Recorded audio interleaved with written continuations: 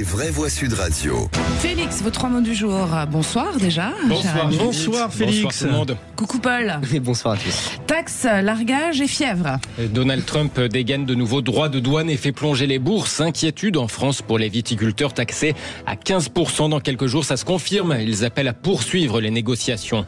Emmanuel Macron annonce un premier largage aérien d'aide humanitaire sur Gaza. Pendant ce temps, la France gèle l'accueil de réfugiés palestiniens. Le temps de comprendre comment une étudiante gazaoui a failli être accueillie à Sciences Po Lille sans que ses tweets antisémites ne soient repérés.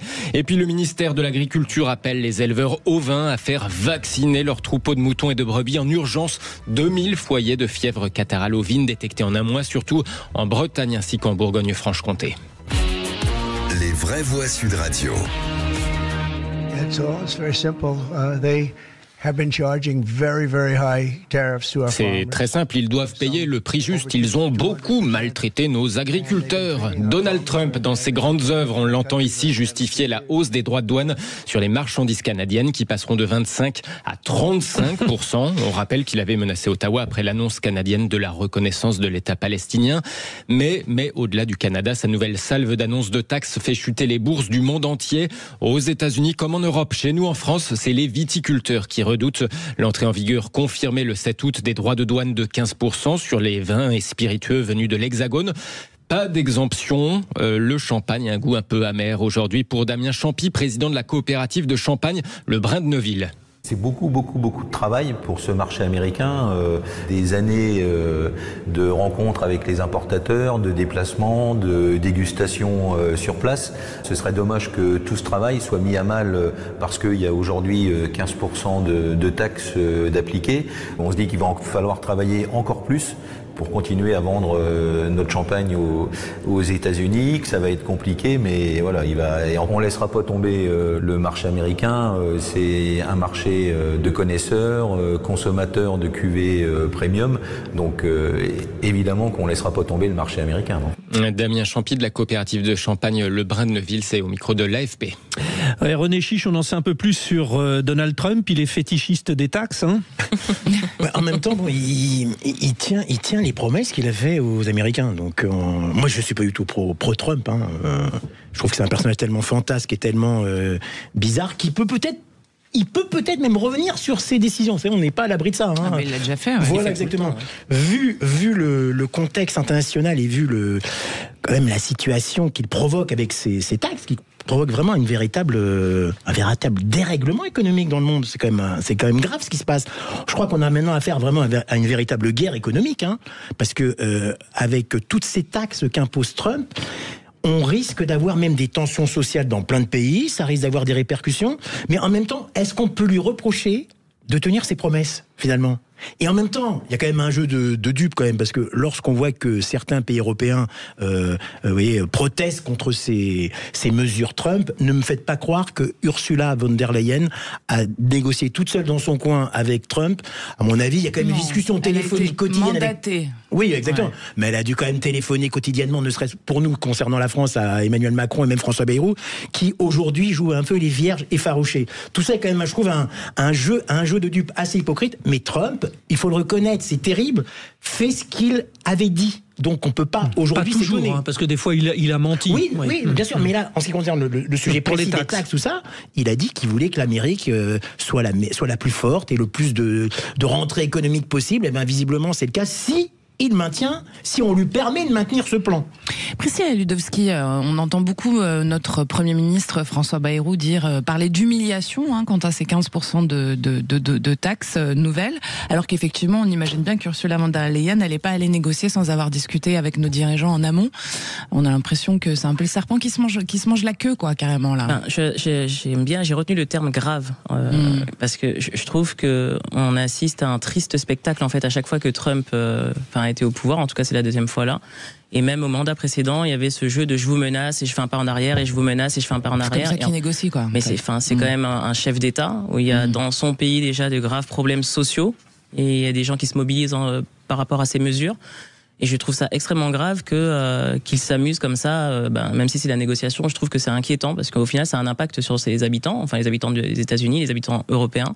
Et je trouve ça assez grave. Donc après, je suis aussi assez d'accord avec le fait que ça tombe pas de nulle part. Que voilà, ça se parle entre dirigeants, ça se parle entre diplomates, et que donc ils jouent un grand jeu. Après, ils font oups, mais a priori, voilà, c'est ça, c'est qu'ils tombent pas de haut et c'est pas une nouvelle à laquelle ils ne se sont pas préparés.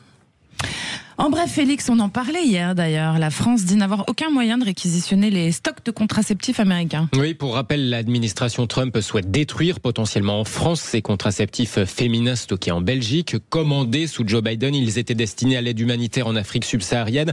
Mais l'agence humanitaire USAID n'a plus le vent en poupe à Washington. Et donc l'administration américaine entend faire détruire ces plus de 8 millions d'euros de stérilets et de pilules.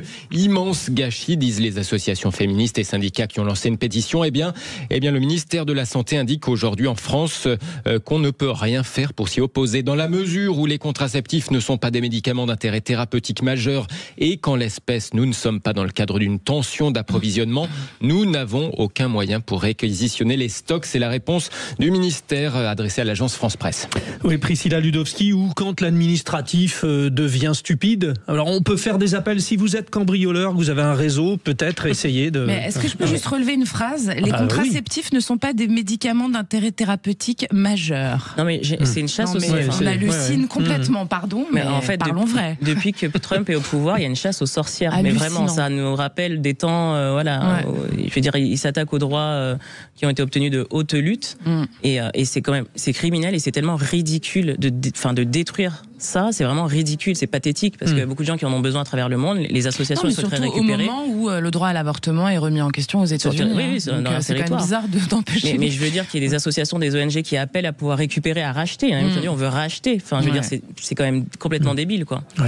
René Chiche, vous trouvez pas que c'est toujours les femmes qui prennent quand même dans l'histoire, les femmes qui prennent quoi? Oui, l'histoire, les contraceptifs ne sont pas des médicaments d'intérêt thérapeutique majeur. Tout ce que vous avez dit, moi je suis totalement d'accord avec vous. Je suis outré par cette décision, cette polémique. Effectivement, les contraceptifs, c'est tellement essentiel aujourd'hui dans la vie quotidienne des femmes. Et des hommes aussi. Et des hommes aussi, bien sûr, je sais de quoi je parle. Et donc... Vous prenez des contraceptifs? Je prends des contraceptifs. Non mais vous avez le droit. D'ailleurs, je vais vous faire une confession. Les chocolats que je viens de distribuer sont remplis de contraceptifs. D'accord. Voilà. On n'aura pas d'enfants ce soir. Bon, Félix, ça a tué vos plans. Bon voilà, c'est vendredi. Allez, deuxième mot, largage. Emmanuel Macron annonce un premier envoi aérien de vivres à Gaza. Face à l'urgence absolue, nous venons de conduire une opération de largage de vivres à Gaza. Merci à nos partenaires jordaniens, émiriens et allemands pour leur appui, ainsi qu'à nos militaires pour leur engagement, écrit le chef de l'État sur les réseaux sociaux. Emmanuel Macron qui ajoute: les largages ne suffisent pas, il faut qu'Israël ouvre un plein accès humanitaire pour répondre au risque de famine. Dans ce contexte, en tout cas, la France annonce geler jusqu'à nouvel ordre tout accueil de réfugiés palestiniens. Le temps de comprendre ce dysfonctionnement dont on parlait hier, cette étudiante gazaoui qui devait étudier à Sciences Po Lille, avant que ne soient finalement découverts ces tweets antisémites. Le ministre des Affaires étrangères, Jean-Noël Barrot, indique chez nos confrères de France Info prendre l'affaire très au sérieux.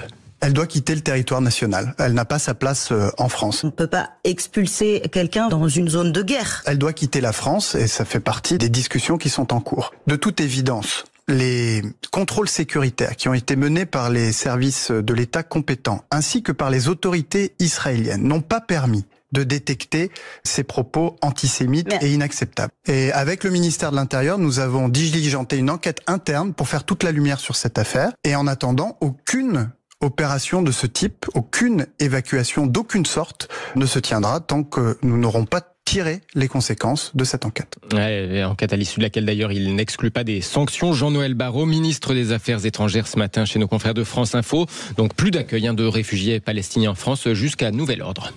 Venons-en à votre troisième mot, fièvre. Le ministère de l'Agriculture appelle les éleveurs ovins à vacciner leurs troupeaux en urgence. Plus de 2000 foyers de fièvre catarrhale ovine recensés en un mois. Le ministère de l'Agriculture ainsi que la Fédération nationale ovine appellent donc les éleveurs à vacciner d'urgence leurs moutons ou bien leurs leurs brebis.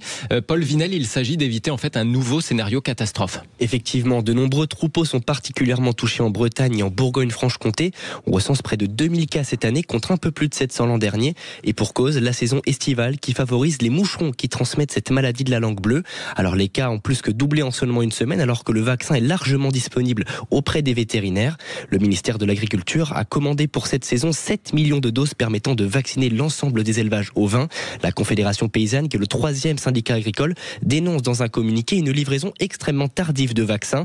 Elle demande aussi que les pertes indirectes et les frais vétérinaires soient compensés. Pour rappel, la filière ovine a peiné à se relever de la crise l'an dernier. Précision signée Paul Vinel pour Sud Radio. Puis on rappelle que du côté des troupeaux de vaches, cette fois, les élevages bovins sont aussi en difficulté en ce moment sur le front, cette fois de la dermatose nodulaire.